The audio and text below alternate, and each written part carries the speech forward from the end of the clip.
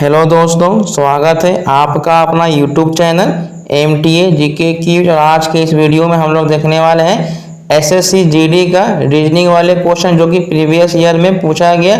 और ये 3 तारीख यानी 3 तारीख तीसरा महीना और 2019 में पूछा गया था और ये शिफ्ट 1 था। यदि आप लोग मेरे चैनल पर नए हैं तो चैनल को सब्सक्राइब कर लीजिएगा और साथ में बेल आइकन को दबाना ना भूलिएगा और वीडियो को हमेशा शुरू से लास्ट तक देखिएगा।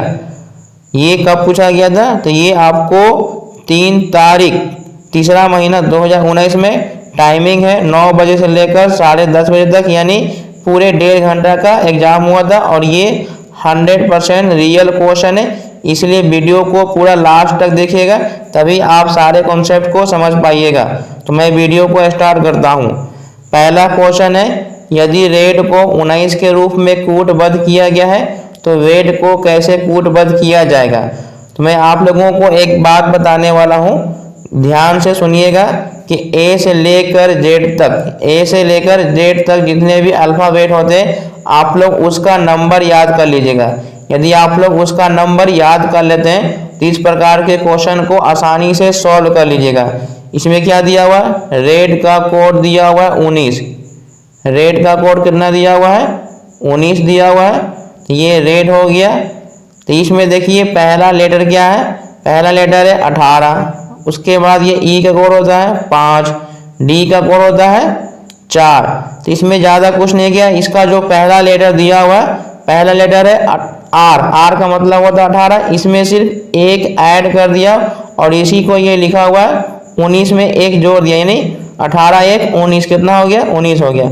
उसी प्रकार से ये WED इसका कोड होता है 23 होता है। कितना होता है? 23 होता है। और इसी में बस एक ऐड कर दिया तो इसका कितना हो गया? 24 हो गया। तो ये हो गया पहला तरीका। अब मैं आप लोगों को इसी का दूसरा तरीका बताने वाला हूँ, तो इसको ध्यान से देखिएगा। जैसे ये R है, E है, D है, इसका कोड दिया हुआ है 19 और R का कोड होता है 18, E का कोड होता है 5 और D का कोड होता है 4। तो इस सबको जोड़ने पर कितना जा रहा है? 18 4 22, 22 से 5 27 आ जा रहा है। तो 27 में अगर हम 8 को घटाएंगे तो हमको 17 में से 8 गया 9, यानी सबको ऐड करने के बाद अगर 8 हम घटाते हैं तो हमको 19 आ जा रहा है। तो उसी प्रकार से हम इसमें भी चेक करेंगे। WED का W का कोड होता है 23, E का कोड होता है 5 और D होता है 4।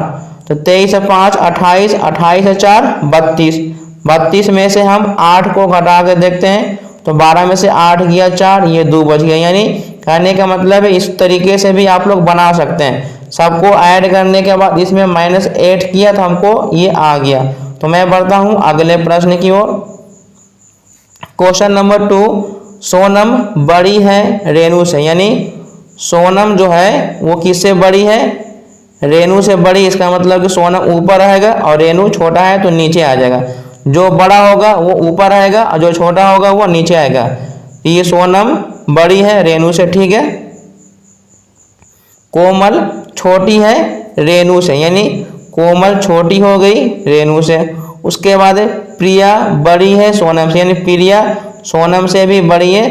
तो पूछ रहा है इनमें से सबसे बड़ा कौन है? तो सबसे ऊपर कौन है? प्रिया है। इसका मतलब प्रिया इसका सही जवाब है। यदि आप लोगों को मेरा कॉन्सेप्ट अच्छा लग रहा है तो वीडियो को लाइक कीजिए और अपने दोस्तों के साथ शेयर जरूर कीजिएगा और वीडियो को हमेशा शुरू से लास्ट तक देखिएगा।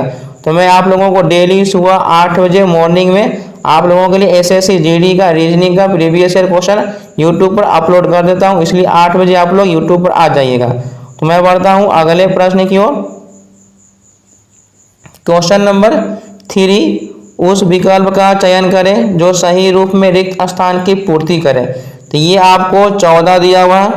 14 के बाद कितना दिया हुआ? 18 दिया हुआ। 18 के बाद 24 है, 24 के बाद 32, 32 के बाद 42 है और 42 के बाद आपको बताना है। तो ये नंबर सीरीज है। नंबर सीरीज में मैं आप लोगों को बोलता हूँ जब भी नंबर यदि धीरे धीरे वहाँ पर बढ़ रहा है इसका मतलब है कि वहाँ पर ही नंबर ऐड हो रहा है। धीरे धीरे कम हो रहा है इसका मतलब वहाँ पर माइनस करेंगे। ज़्यादा बढ़ेगा तो गुना होगा, ज़्यादा घटेगा तो भी गुना होगा। अब यहाँ पर पहले हम जोड़ के चेक कर लेते हैं कि यहाँ पर कितना ऐड हो रहा है। तो यहाँ पर हमको 4 ऐड हो रहा है, 18 6 24, यहाँ पे 6 ऐड हो रहा है, यहाँ 8 ऐड हो रहा है, यहाँ 10 हो रहा है, इसका मतलब लास्ट में 12 होगा। तो 42 में 12 जोड़ेंगे तो 2 2 4 और 4 1 5, 54 इसका राइट आंसर है। यदि आप लोगों को ये कॉन्सेप्ट समझ में आ रहा है तो वीडियो को लाइक कर दीजिएगा। तो मैं बढ़ता हूँ अगले प्रश्न की ओर।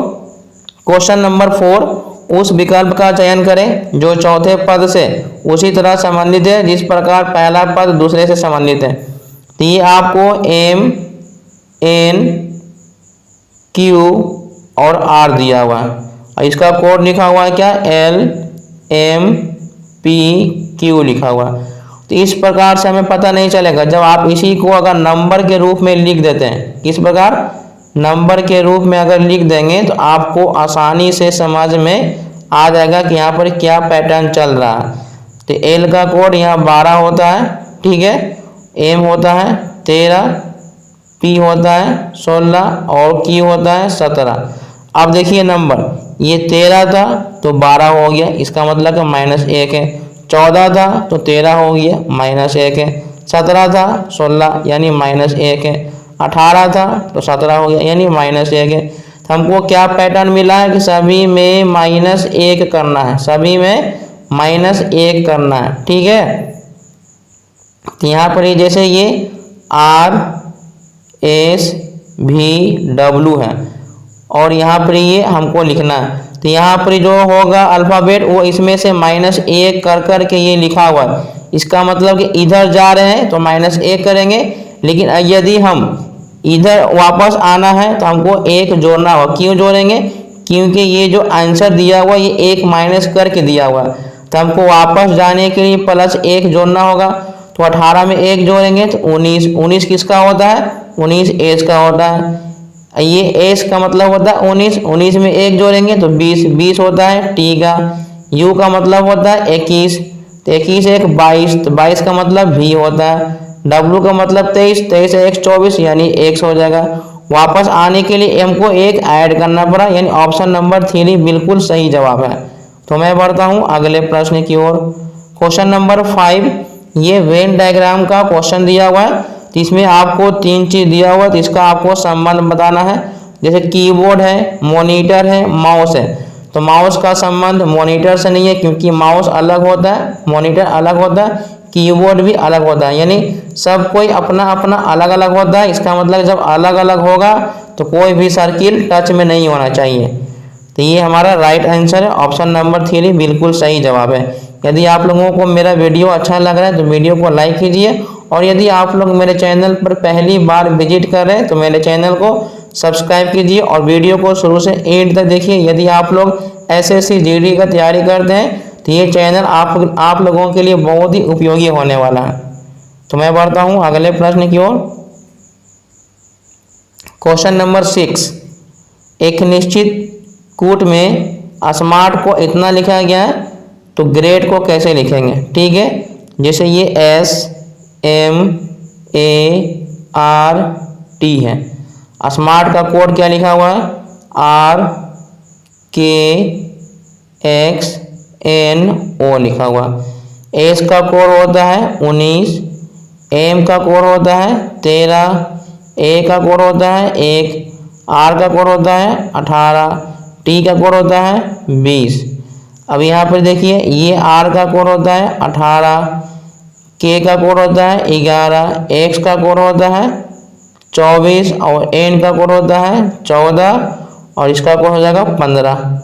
अब देखिए यहाँ पर ही आपको ध्यान से देखना है कि ये 19 था, 19 से 18 यानी -1 हुआ। उसके बाद 13 से 11 हुआ यानी -2 हुआ।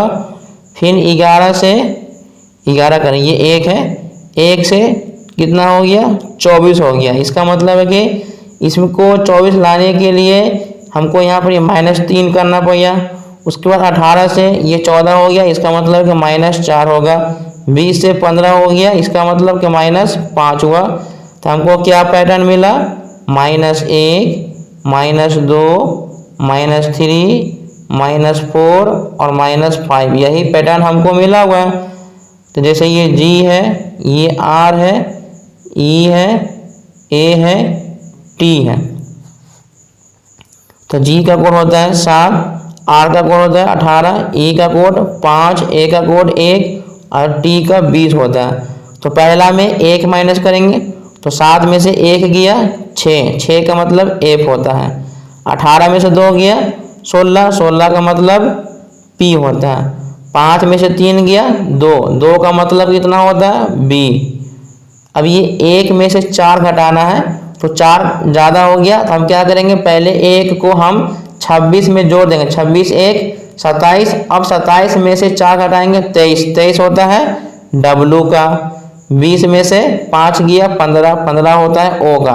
तो ऑप्शन नंबर 3 इसका राइट आंसर है, क्योंकि हमें आंसर मिल गया है। तो ऑप्शन नंबर 3 इसका सही जवाब है। तो मैं बढ़ता हूँ अगले प्रश्न की ओर। क्वेश्चन नंबर 7, निम्नलिखित में से कौन सी उत्तर आकृति दी गई आकृति को पूरा करेगा। यहाँ पर पैटर्न देखना है कि ये सभी को अगर इस तरह से मिला देंगे तो हमको 3 एरो का निशान, हमको इस प्रकार से 3 एरो आना चाहिए, ठीक है। 1 2 3, तो इस प्रकार से ये 2 को नहीं है, ये भी 2 को नहीं है, ये भी नहीं है, ये 3 हमको फॉलो कर रहा है। तो ऑप्शन नंबर 2 इसका राइट आंसर है। तो मैं बढ़ता हूँ अगले प्रश्न की ओर। क्वेश्चन नंबर 8, उस विकल्प का चयन करें जो सही रूप से रिक्त स्थान को पूर्ति करेगा। तो यहाँ पर 117 था, फिर 107 हो गया, उसके बाद 92 हो गया, 72 हो गया। तो नंबर देखिए यहाँ पर भी धीरे धीरे नंबर घट रहा है, ज़्यादा नहीं घट रहा है। इसका मतलब कि यहाँ पर ही माइनस करके हम चेक करते हैं, ठीक है। तो इसको घटाते हैं तो हम कितना 17, यानी यहाँ पर ही 10 माइनस हुआ, फिर इसको घटाएंगे तो इसको चेक करने पे 15 आ रहा है, फिर उसके बाद यहाँ पर 20 आ रहा है। तो यहाँ पर अब हमको घटाना है कितना 25 घटाएंगे, क्योंकि सभी में 5 बढ़ रहा है। तो अब 25 घटाएंगे तो 12 में से 5 गया 7, 6 में से 2 गया 4, 47। ऑप्शन नंबर 3 इसका सही जवाब है। तो मैं बढ़ता हूँ अगले प्रश्न की ओर। क्वेश्चन नंबर 9, यदि भागा का अर्थ गुना है, माइनस का अर्थ भागा है और गुना का अर्थ है भागा और भागा का अर्थ है माइनस, तो निम्नलिखित समीकरण का मान ज्ञात करना है, ठीक है। तो ये 21 है, ठीक है। लिखा यदि पहला क्या लिखा हुआ, पहले लिखा हुआ जोड़ का अर्थ है गुना, जोड़ का अर्थ है गुना, तो ये 21, और भागा का अर्थ है माइनस, तो यहाँ -8 कर देंगे। और जोड़ का अर्थ है गुना और माइनस का अर्थ है जोड़, तो जोड़ कर देंगे। और गुना का अर्थ है डिवाइड, तो डिवाइड कर देंगे। अब ये 21 का 21 हो जाएगा, ये 8 दूनी 16 हो जाएगा, और 3 से भाग देंगे तो 4 होगा। अब ये 21 है 4, 25 हो जाएगा, 25 में से 16 घटाएंगे तो 9 आ जाएगा। ऑप्शन नंबर 4 इसका राइट आंसर है। तो मैं उम्मीद करता हूँ आप समझ गए होंगे। तो मैं बढ़ता हूँ अगले प्रश्न की ओर। क्वेश्चन नंबर 10, ये आपको एक सर्किल दिया हुआ है, इसमें नंबर सब दिया हुआ है, यहाँ पर एक वाट का चिन्ह लगा हुआ, तो ये आपको भरना है, ठीक है। तो यहाँ पर हम देखेंगे कि सबसे बड़ा नंबर हमको 48 कैसे आया, ये बड़ा नंबर 72 कैसे आया। तो हम इसको जोड़ेंगे, 8 2 10, 10 3 13, जोड़ने पर तो हमको नहीं आया। तो हम क्या करते हैं, ये सभी को गुना करके देखते हैं। 8 गुने 2 गुने 3, 8 दूनी 16, 16 दिया 48, यानी सभी को गुना करने पे तो आ गया है। तो हम आगे भी चेक कर लेते हैं, 6 गुने 3 और गुने 4, तो 6 3 18, 18 चौके 72। इसका मतलब है कि सभी को गुना करके हमको लाना है। तो उसी प्रकार से 12 गुने 2 गुने 1, 12 दूनी 24, यानी 24 आ जाएगा। ऑप्शन नंबर 1 इसका बिल्कुल सही जवाब है। तो मैं बढ़ता हूँ अगले प्रश्न की ओर। क्वेश्चन नंबर 11, 4 विकल्प दिए गए हैं, जिसमें से 3 किसी तरह से समान है और जबकि एक अलग है, तो उस असंगत को पहचानना है। तो यहाँ पर हम क्या करते हैं, सभी नंबर को पहले जोड़ के देख लेते हैं, ठीक है। जैसे 3 + 1 + 9 + 6, सबको जोड़ के देखते हैं। तो 9 6 15, 15 1 16, 3 19 आ गया। इसको जोड़ते हैं तो 2 + 2 + 4 + 8, 8 4 12, 12 2 14, 2 16। इसको जोड़ के देखते हैं, 3 + 0 + 3 + 6, 6 3 9 3 12 आ गया। इसको जोड़ते हैं, 1 + 2 + 5 + 8, 8 × 13 3 16। तो सबको हम जोड़ने के बाद देखें कि ये हमारा सम संख्या में आया, ये भी सम संख्या में आया, ये भी सम संख्या में, यानी सभी को जोड़ने पर हमें सम संख्या प्राप्त हुआ, लेकिन इसको जोड़ने पर हमको प्राप्त हो गया विषम संख्या। इसका मतलब कि ये सबसे अलग हो गया। तो मैं उम्मीद करता हूँ आप समझ गए होंगे। तो मैं बढ़ता हूँ अगले प्रश्न की ओर।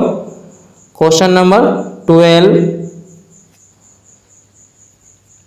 उस विकल्प का चयन करें जो सही रूप में रिक्त स्थान की पूर्ति करते हुए श्रृंखला को पूरा करेंगे। तो ये अल्फ़ाबेट वाले क्वेश्चन है। तो मैं आप लोगों को हमेशा बोलता हूँ कि अल्फ़ाबेट वाले प्रश्न को सॉल्व करने का एकमात्र तरीका है कि आपको उसका नंबर मालूम होना चाहिए और सभी लेटर का अपोजिट लेटर भी याद होना चाहिए।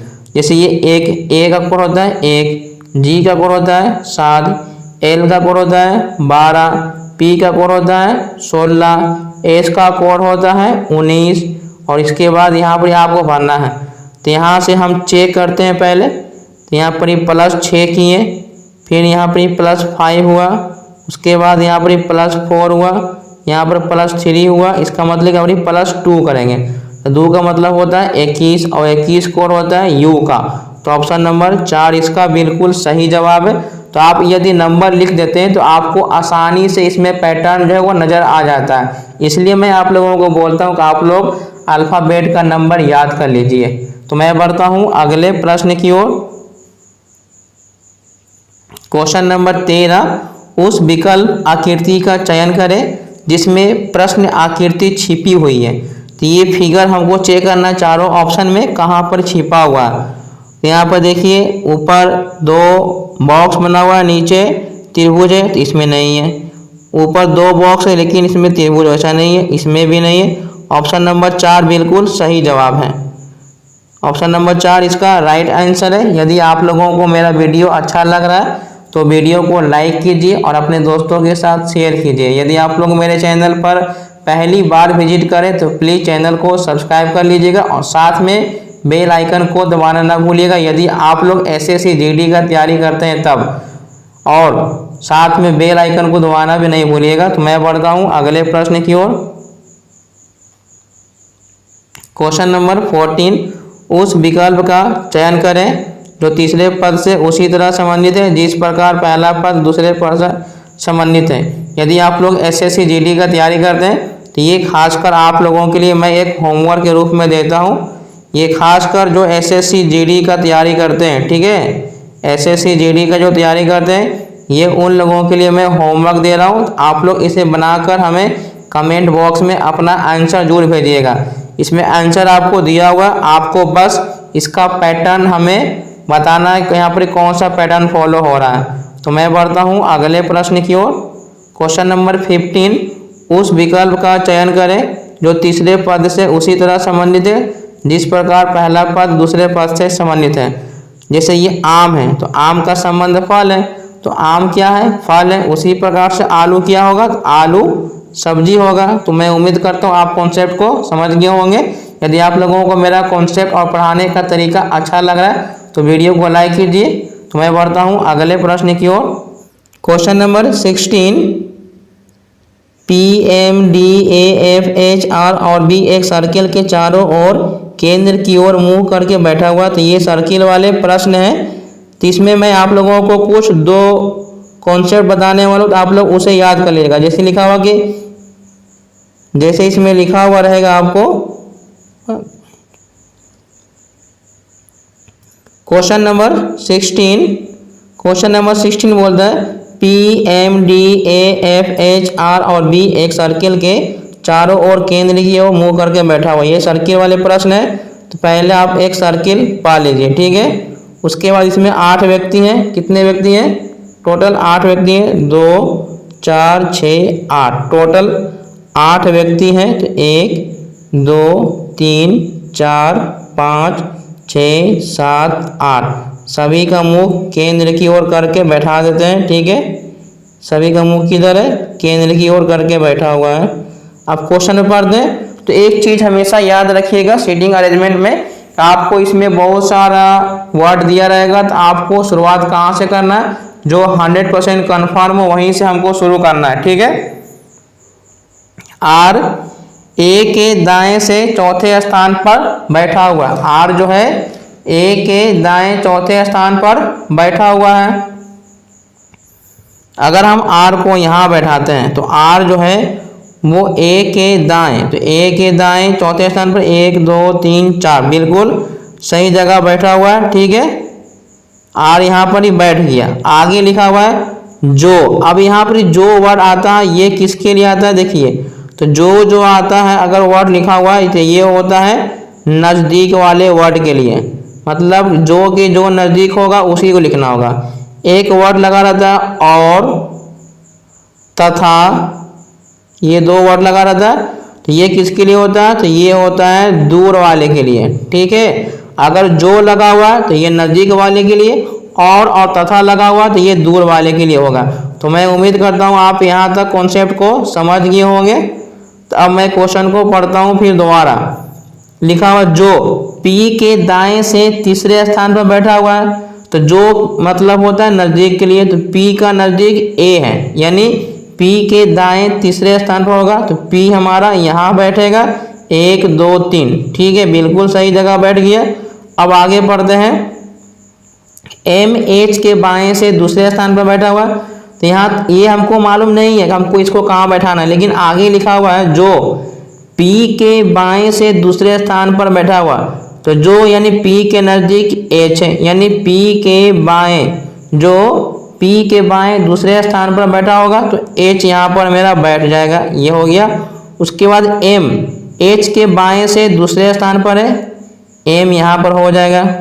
उसके बाद लिखा हुआ है डी जो है बी के दाएं से तीसरे स्थान पर बैठा होगा, डी जहाँ भी होगा वो बी के, अगर बी यहाँ होगा तो इसके बाएं डी हो जाएगा, और आपको यहाँ पर एफ हो गया। तो क्वेश्चन में पूछ रहा है कि बी के निकटतम पड़ोसी को दर्शाता है, तो बी का निकटतम पड़ोसी एक ए हो गया और एक एफ हो गया, तो ऑप्शन नंबर 1 इसका बिल्कुल सही जवाब है। आपको याद रखना कि जहाँ भी जो वर्ड लग जाता है तो ये होता है नज़दीक के लिए, और तथा जहाँ लग गया वो होता है दूर के लिए। तो मैं उम्मीद करता हूँ आप समझ गइएगा।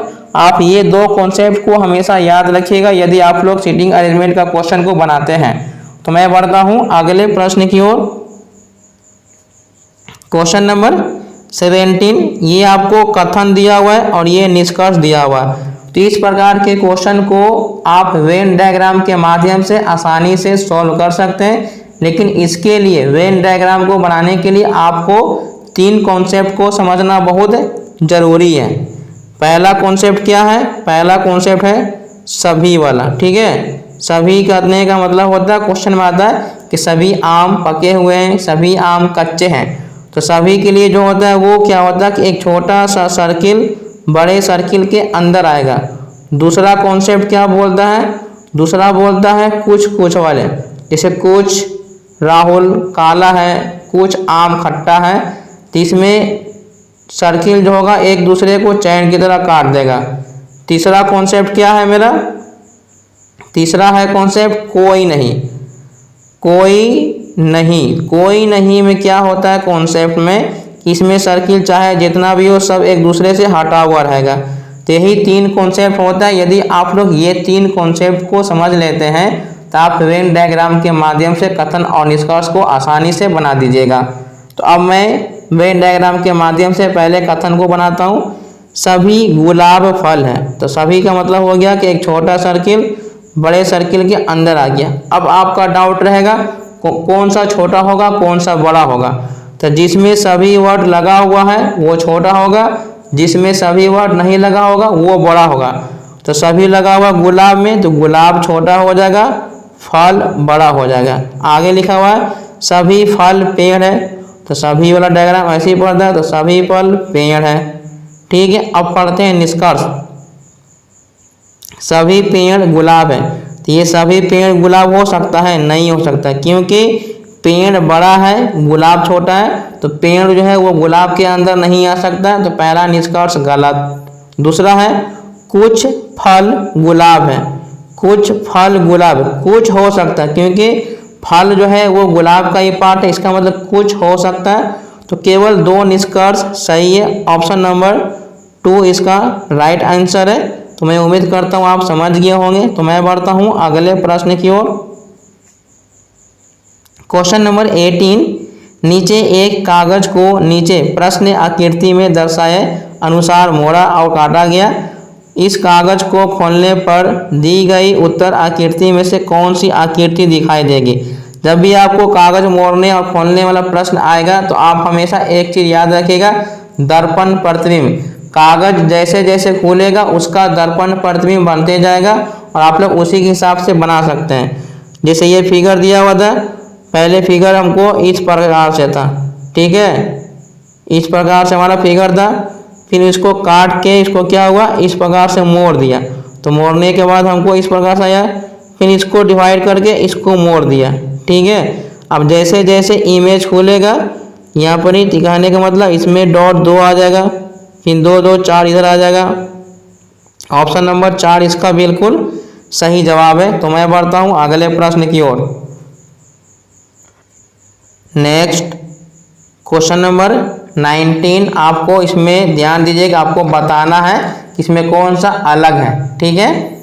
जैसे ये ए का कोड 1 होता है, सी का कोड 3 होता है और एफ का कोड 6 होता है, के का कोड 11 होता है, एम का कोड 13 होता है और पी का कोड 16 होता है, बी का कोड 2 होता है, सी का कोड 3 होता है, जी का कोड 7 होता है, टी का कोड 20 होता है, भी का कोड 22 होता है और जी का वाई का कोड 25 होता है। तो यहाँ पे देखिए इसमें 2 ऐड किया गया, ठीक है, इसमें भी 2 ऐड किया गया, ठीक है, इसमें भी 2 ऐड किया गया, ठीक है, लेकिन यहाँ पर 1 ऐड किया। इसका मतलब कि स्टार्टिंग में सभी में 2 ऐड हो रहा है, लेकिन इसमें +1 ऐड हो रहा है, इसलिए ये अलग हो गया। तो मैं बढ़ता हूँ अगले प्रश्न की ओर। क्वेश्चन नंबर 20, 4 शब्द दिए गए, 3 किसी तरह से समान है जबकि 1 अलग है, उसको बताना है। जैसे ये अंधा है, बहरा है, गूंगा है और ये बीवर है। तो बीवर अलग चीज़ होता है और ये सभी एक ये बीमारी है, कहने का मतलब ये आनुवांशिक बीमारी, ये कभी ठीक नहीं होता है, ठीक है। नेक्स्ट क्वेश्चन नंबर 21, उस विकल्प का चयन करें जो दर्पण के दाएं ओर रखे जाने पर आकृति के दर्पण छवि। तो सिंपल सा बात है, अगर हम दर्पण यहाँ पर ऐसे रखेंगे तो दर्पण प्रतिबिंब क्या होता है, दर्पण प्रतिबिंब में लेफ्ट से राइट होता है और राइट से लेफ्ट होता है। अब ये देखिए ये फूल हमको इस प्रकार से बना हुआ, तो ये फूल उड़ के इधर आ जाएगा, यानी राइट से लेफ्ट हो जाएगा टेढ़ा, तो ये तो इधर रहेगा नहीं, ये भी इधर नहीं रहेगा, ये ठीक है। अब ये फूल ऊपर है तो ये ऊपर ही रहेगा, नीचे नहीं जाएगा, इसका मतलब ये गलत है। ऑप्शन नंबर 1 इसका राइट आंसर है। तो मैं उम्मीद करता हूँ आप लोग समझ गए होंगे। यदि आप लोगों को मेरा वीडियो अच्छा लग रहा है तो वीडियो को लाइक कीजिए और अपने दोस्तों के साथ शेयर जरूर कीजिएगा। और यदि आप लोग मेरे चैनल पर पहली बार हैं तो चैनल को सब्सक्राइब कर लीजिएगा और वीडियो को हमेशा शुरू से एंड तक देखिए। तो मैं बढ़ता हूँ अगले प्रश्न की ओर। क्वेश्चन नंबर 22, उस विकल्प का चयन करें जो तीसरे पद से उसी तरह संबंधित है जिस प्रकार दूसरा पद पहले से है। टेलीविज़न का संबंध दूरदर्शन प्रसारण से है, तो रेडियो का संबंध प्रसारण से होगा। ऑप्शन नंबर 4 इसका राइट आंसर है। तो मैं बढ़ता हूँ अगले प्रश्न की ओर। Question number 23, question number 23, ABCDEFG और H एक गोल मेज के चारों ओर बैठे हुए और केंद्र की ओर मुंह किए हुए हैं। D H के दाएं से चौथे स्थान पर है तथा B के बाएं से दूसरे स्थान पर है। F B के दाएं से चौथे स्थान पर है। C E के दाएं से चौथे स्थान पर है, जो कि B या D के तुरंत दाएं नहीं है। A D का तुरंत पड़ोसी नहीं है। तो ये आपको बताना है। तो ये है सीटिंग अरेंजमेंट, कौन सा, ये है सर्किल वाले। अभी मैंने आपको एक क्वेश्चन बताया है, तो मैंने आपको क्या बताया क्वेश्चन में कि इसमें जो 100% कन्फर्म होता है वहीं से शुरू करते हैं। तो पहले तो हम एक सर्किल पा लेते हैं, ठीक है। टोटल इसमें 8 व्यक्ति हैं, 1 2 3 4 5 6 7 8 और सभी का मुंह केंद्र की ओर करके बैठा हुआ है, तो हम केंद्र की ओर कर देते हैं क्योंकि सभी का मुंह किधर है, केंद्र की ओर है। अब यहाँ पर इसमें कहाँ से शुरू करेंगे, जो 100% कन्फर्म हो। डी एच के दाएं से चौथे स्थान पर है, तो हम इसको कहीं भी रख सकते हैं। अगर हम एच को यहाँ रखते हैं, इसका मतलब है कि एच जो होगा, एच डी के दाएं से, अगर डी यहाँ पे रखेंगे तो डी के दाएं से चौथे स्थान पर बिल्कुल सही है, क्योंकि 1 2 3 4 ये बिल्कुल सही जगह पर बैठ गया है। आगे लिखा हुआ है तथा, तो मैंने आपको बताया है कहीं भी अगर वर्ड आपको जो लगा हुआ है तो ये नज़दीक के लिए, और लगा हुआ है या तथा लगा हुआ है तो ये किसके लिए होता है, तो ये होता है दूर के लिए। किसके लिए होता है, दूर के लिए होता है। तो तथा लगा हुआ इसका मतलब ये दूर के लिए होगा, तो बी से दूर कौन होगा, डी होगा। अगर यही जो लगा रहेगा तो बी के नज़दीक एच हो जाएगा, लेकिन यहाँ पर लगा हुआ है तथा, तो तथा होता है दूर के लिए। तो बोला है कि बी के बाएं से दूसरे स्थान है, इसका मतलब डी जो है वो बी के बाएं दूसरे स्थान पर बैठा हुआ है, तो बी यहाँ पर आ जाएगा। बी का बाएं दूसरा स्थान पर ये वाला हो गया दूसरा स्थान पर। अब मैं आप लोगों को आगे बढ़ता हूँ। इसमें लिखा हुआ है एफ बी के दाएं से चौथे स्थान पर बैठा हुआ। एफ जो है बी के दाएं, 1 2 3 4, तो यहाँ पर एफ बैठ जाएगा चौथे स्थान पर, यह भी बिल्कुल सही है। उसके बाद यहाँ पर ये लिखा हुआ है, यहाँ पर क्या लिखा हुआ है, सी ई के दाएं से चौथे स्थान पर बैठा हुआ जो। अब जो वर्ड किसके लिए आता है, नज़दीक के लिए, जो बी या डी के तुरंत दाएं नहीं है, मतलब कि जहाँ पर बी हो चाहे डी हो उसके दाएं साइड में ई जो है नहीं होना चाहिए। बाएं साइड हो जाएगा लेकिन दाएं साइड नहीं होना चाहिए, ठीक है। इसका मतलब है कि यहाँ पर ई नहीं बैठेगा लेकिन यहाँ पर ई बैठ जाएगा। हम ई को यहाँ बैठा देते हैं और सी जो है ई के दाएं चौथे स्थान पर है, तो 1 2 3 4 सी यहाँ पर ही बैठ जाएगा। अब आपको ई को यहाँ बैठा दिए हैं, अब आपको कौन कौन बच गया, जी बच गया, तो हम जी को यहाँ बैठा देते हैं, ए को यहाँ बैठा देते हैं, ठीक है। अब यहाँ पर आपको दिया हुआ ए जो है डी का तुरंत पड़ोसी नहीं है, मतलब ए और डी साथ में नहीं होगा, इसका मतलब ए यहाँ पर नहीं होगा, तो ए यहाँ पर बिल्कुल सही जगह मैंने बैठा दिया है। अब प्रश्न में पढ़ते हैं कि तीसरा व्यक्ति पहले और दूसरे व्यक्ति के बीच में है, तो सी यानी तीसरा व्यक्ति ए है, तो सी और बी के बीच में है, सी और बी के बीच में नहीं है। ई ए और एच के बीच में है, ई जो है नहीं है।